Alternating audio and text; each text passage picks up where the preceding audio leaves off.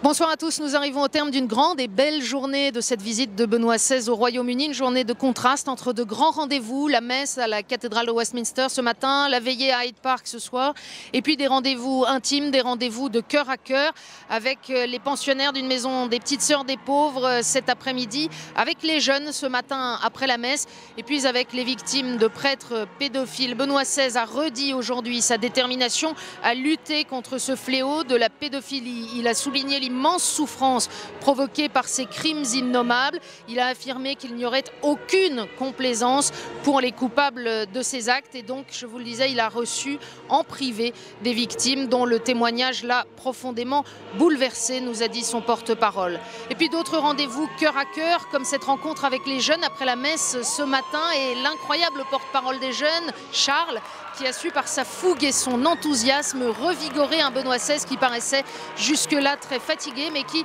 manifestement heureux de cette rencontre avec les jeunes, a passé avec eux plus de temps que prévu. Et cet après-midi encore, avec cette fois les personnes âgées, à la maison des petites sœurs des pauvres, où l'on a vu un Benoît XVI, malgré la fatigue, souriant, disponible pour chacun, et qui a confié qu'il venait comme un père, mais aussi comme un frère qui sait, lui aussi, ce que sont les souffrances qui viennent avec l'âge. Et puis la journée s'est achevée par cette incroyable veillée à Hyde Park, des milliers de personnes massées sur le chemin du cortège pontifical, une foule immense devant le grand podium, une foule rassemblée là très bigarrée avec des jeunes, des familles, des paroisses qui sont venues en nombre,